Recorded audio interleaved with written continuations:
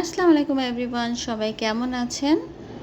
কাঁচা আমের সিজন তো চলে আসলো, আর কাঁচা আম মানে আচার তো হতেই হবে মাস্ট। টক ঝাল মিষ্টি বিভিন্ন রকম আমের আচার। আচার বানানোটা যে এত সহজ আমিও আগে জানতাম না, আপনারা জানতেন? ওকে, চলেন একসাথে রেডি করে ফেলি। প্রথমে এভাবে খোসা সহ আমটাকে কুচি করে কেটে নিয়েছি। এখন এটার মধ্যে আমি অ্যাড করে দেব লবণ আর হলুদের গুঁড়া দিয়ে আমটাকে খুব ভালো মতো মাখাতে হবে, যাতে সব আমে হলুদের গুঁড়া আর লবণটা লেগে যায়। এখন এরকম একটা স্ট্রেনার নিচ্ছি, স্ট্রেনারে আম কুচিগুলো দিয়ে 3 ঘন্টার জন্য রোদে রেখে দেবো। 3 থেকে 4 ঘন্টার মধ্যেই যথেষ্ট হয়ে যাবে। আর সাইডে আমি ধনা নিয়েছি, সফ নিয়েছি মানে মিষ্টি জিরা, আর কিছু শুকনা মরিচ তেলে নিচ্ছি। একটু ভাজা হয়ে আসলে তারপরে আমি এখানে অ্যাড করে দিচ্ছি পাঁচফোড়ন।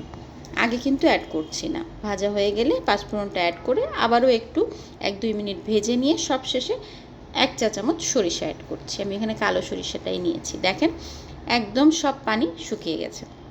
এখন আমি এটার মধ্যে অ্যাড করে দিব চিনি 1 টেবিল চামচ, এটা না হলেও হবে। রসুনের কোয়া দিয়ে দিচ্ছি, কুচি না কিন্তু কোয়াটাই দিচ্ছি। আর এখানে কাঁচামরিচ অ্যাড করে দিচ্ছি। দিয়ে দিচ্ছি ওই যে মশলাটা রেখেছিলাম, সেটাকে ব্লেন্ড করে নিয়েছি, গুঁড়া করে ওটা আমি অ্যাড করে দিচ্ছি। 2 চা চামচ দিয়ে দিলাম। খুব ভালো মতো এটাও আমি মিশিয়ে নিব। মিশিয়ে একটা এরকম কাচের জারে নিয়ে নিচ্ছি। হ্যাঁ, কাচের জারের হাফ পোর্শনটা কিন্তু খালি থাকতে হবে। কেন? আচ্ছা পরে বলছি। আর ভিনেগার অ্যাড করে দিচ্ছি আমি এখানে। এখন আমি সরিষার তেল নিব। আচারে সরিষার তেলটাই বেশি ভালো লাগে। সরিষার তেল নিয়ে নিচ্ছি। সরিষার তেলটা গরম হয়ে আসলে ওটার মধ্যে আমি দিয়ে দিচ্ছি 2টা রসুনের কোয়া, দারচিনি আর একটা তেজপাতা দিয়ে একটু যখন ফুটে আসবে ওটার মধ্যে ওই যে গুঁড়ো করে রেখেছিলাম মশলাটা সাথে সাথে দিয়ে উঠিয়ে নেব, কিন্তু বেশিক্ষণ রাখবো না। চুলা বন্ধ করে নিয়ে এখন এই গরম তেলটা আমরা কাচের জারে জাস্ট ঢেলে দেব। এর জন্যই বলেছিলাম কিন্তু হাফ জার খালি থাকতে হবে, কারণ সরিষার তেল যেহেতু ফেনা হয়ে উপরে উঠে আসে।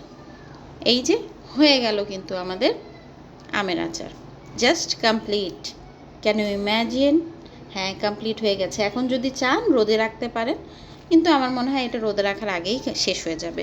এটা জাস্ট 2 দিনেই শেষ হয়ে যাবে। এটা থাকা সম্ভবই না, কোনোভাবেই সম্ভব না, কারণ আচারটা এতটাই টেস্টি। হ্যাঁ, তো কেমন লাগলো আজকের রেসিপিটা আপনাদের জানাবেন। Thank you everyone.